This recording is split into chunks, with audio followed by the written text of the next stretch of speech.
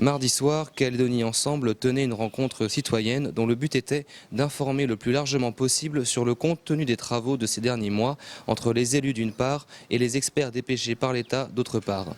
Vous avez précisé alors, M. Gomez, qu'il ne s'agissait pas d'un meeting politique, mais bien d'une réunion ouverte à la société civile pour informer la population.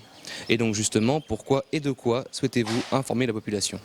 D'abord, pourquoi une rencontre citoyenne? Pourquoi pas faire une réunion Calédonie Ensemble? Parce qu'on considère dans notre formation politique qu'on doit associer les Calédoniens le plus largement possible au dialogue qui a été engagé entre les partis politiques. Plus on associera les Calédoniens dans le cadre du référendum de 2018, à la préparation de ce référendum, à la préparation de cette échéance, plus les Calédoniens pourront s'approprier le processus qui a été engagé. Et à mon avis, c'est une condition pour que ce processus soit constructif. On l'avait indiqué dès notre campagne électorale pour les élections provinciales, la participation de la société civile est selon nous un élément majeur de la réussite de la sortie de l'accord. Alors, on peut nous dire oui, mais pourquoi on ne fait pas comme à l'époque de Matignon ou de Nouméa, des hommes politiques qui se réunissent, puis au bout d'un moment il y a la fumée blanche qui sort, ça y est, on a trouvé la solution, et puis il faut voter oui ou non. Je crois que ça c'est un autre temps. Ça a pu exister. Le temps d'aujourd'hui, c'est un temps où la société civile aspire à pouvoir décider et pas simplement à acter les choix qui ont été faits par d'autres. Donc c'est ce cadre-là qui est aujourd'hui le sens de la démarche engagée par Calédonie Ensemble, et si j'en juge par la fréquentation d'hier soir, qui correspond à des attentes fortes des Calédoniens. Il y avait en effet beaucoup de monde. Selon vous, la population a-t-elle suffisamment confiance dans la classe politique pour penser que les discussions sur l'avenir seront transparentes et qu'elle en sera informée? Non, je pense que la population n'a pas aujourd'hui suffisamment confiance dans la classe politique. Parce que le spectacle qui est donné n'est pas toujours, je trouve, très formidable ou très positif pour les formations politiques calédoniennes, quelles qu'elles soient d'ailleurs.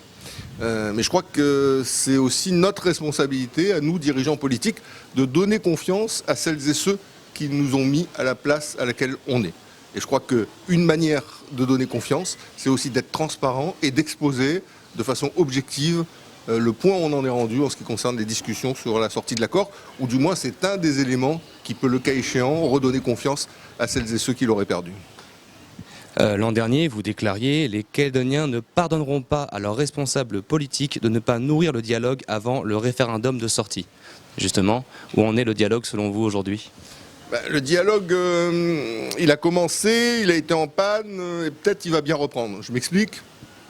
Il a été décidé à l'occasion du dernier comité des signataires qu'un comité de pilotage se réunirait sous la présidence du haut-commissaire avec les formations politiques indépendantistes et non indépendantistes, avec l'assistance d'experts de l'État pour préparer les 3 questions de sortie de l'accord, la nationalité, le statut international pour la Nouvelle-Calédonie et le transfert des compétences régaliennes. Aujourd'hui, depuis 8 mois que ces réunions se tiennent, force est de constater que seuls les partis indépendantistes, l'UCL Palika et Calédonie Ensemble participent à ces réunions. Donc c'est un espace de dialogue qui n'a pas été exploré par tous, c'est regrettable. On ne pourra pas sortir de l'accord de Nouméa les uns sans les autres. Soit on sort ensemble, et bien, positivement, en paix, soit on n'en sort pas ou mal. Donc, moi je suis heureux de voir qu'à l'occasion de la dernière réunion, les Républicains ont repris la place qui est la leur au sein de ces espaces de dialogue, et j'espère que de plus en plus tout le monde sera autour de la table. C'est pas facile parce qu'il y a des divergences, mais je crois que c'est en essayant de dialoguer, en conjuguant nos divergences, qu'on pourra peut-être sortir par le haut et trouver une solution qui soit susceptible de nous permettre ensemble de continuer à vivre dans notre pays. En 2018, le référendum sera pour ou contre l'indépendance. Peut-on encore l'éviter et selon vous, finalement, faut-il l'éviter ? On ne peut pas éviter le référendum. Il faut que les Calédoniens le sachent. On peut nourrir en nous l'illusion un peu folle que non, la question ne sera pas posée. Ça ne sera pas le cas. Depuis 1988, on est dans un processus. En 2018, ce processus aura été initié depuis 30 ans. Il est normal qu'au terme de ce processus, on interroge la population sur qu'est-ce qu'elle souhaite comme avenir pour son pays. Donc ce sera, ce référendum, une consultation d'accession à la pleine souveraineté. Oui, les Calédoniens devront se prononcer sur l'indépendance ou pas de leur pays. La question pour nous, à Calédonie Ensemble, c'est dans quelles conditions ils devront le faire. Si on doit le faire dans le cadre de l'accord de Nouméa tel qu'il est prévu, de la question telle qu'elle est prévue, là je dirais ce sont les pires conditions. C'est un peu la question bête et méchante qui peut conduire qu'à nous opposer et qui ne va rien régler, sinon au contraire générer des désordres. C'est pour ça qu'on dit à Calédonie Ensemble, il faut éclairer cette question, il faut éclairer ce référendum. Le dialogue pour nous avec les indépendantistes et les autres partis non indépendantistes, ça consiste à voir qu'est-ce qui nous rassemble. Au-delà de nos divergences, on est capable de se rassembler sur plein de choses en ce qui concerne l'avenir de notre pays, au plan institutionnel, politique, économique, social, culturel, au plan philosophique même. Eh bien, mettons ça en commun. Et je suis sûr que si on dialogue avec de la bonne volonté, avec un esprit de compromis, un esprit de responsabilité, on arrivera à se mettre d'accord sur 90% de ce que doit être le pays après 2018. Et oui, au-delà de ces 90%, il y aura quand même quelque chose encore qui va nous distinguer. Il y en a qui veulent une nationalité, un État et un siège à l'ONU. Et puis il y en a d'autres qui souhaitent se gouverner eux-mêmes, de manière très émancipée, très solidaire, mais rester dans les limites de la République.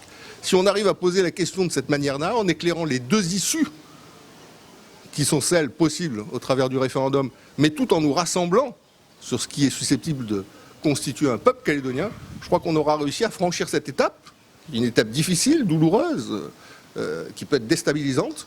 On aura réussi à la franchir et on aura, tout en respectant la conviction de chacun, continué à construire le destin commun. C'est ça l'enjeu. C'est pas simple, mais c'est en tout cas la responsabilité qui est la nôtre, à nous qui sommes en situation de décision politique à ce moment-là de l'histoire. Pour l'heure, il semble qu'il n'y ait pas encore formellement de discussion. Et donc justement, selon vous, qu'est-ce qui pourrait les enclencher ? C'est vrai qu'on vient de passer une période difficile. Il y a eu l'affaire du gouvernement, 4 mois sans gouvernement, avec un président qui a été élu dans les conditions qu'on sait, ensuite l'affaire des mines. C'est vrai qu'on ne s'ennuie pas dans notre pays et que dès qu'on sort d'une histoire, on rentre dans une autre qui génère des tensions. C'est vrai que l'année 2016 va être aussi une année difficile, il ne faut pas se cacher. L'industrie métallurgique calédonienne a perdu en 2015 80 milliards de francs CFP. L'usine du Sud, du Nord et la SLN. 80 milliards de francs CFP, c'est le chiffre d'affaires de la SLN. C'est ce qui a été perdu par l'industrie métallurgique calédonienne. Donc on va probablement, sauf s'il y a une remontée inattendue, mais espérée des cours, on va probablement avoir des conséquences économiques et sociales importantes en 2016. Pour autant, quel que soit le contexte qui s'impose à nous, on doit nourrir ce dialogue. On doit faire en sorte qu'on soit à la hauteur de ce qu'attendent de nous les Calédoniens. Ils n'ont pas voté en 2014 pour des responsables politiques qui se bouffent le foie. Ils ont voté en 2014 pour que des responsables politiques portent leurs attentes, leurs projets, leurs espoirs pour l'avenir, et pour qu'on arrive entre responsables politiques à conjuguer ces attentes, ces projets et ces espoirs. C'est ça la responsabilité qui est la nôtre. C'est pas rien. Vous savez, en métropole, la responsabilité des hommes politiques, c'est plus ou moins d'impôts et plus ou moins de fonctionnaires. Nous, c'est le destin d'un pays qu'on a dans les mains. Et donc oui, il faut que chacun et chacune, à l'endroit où il est dans notre pays, soit conscient de l'enjeu qui est le nôtre aujourd'hui.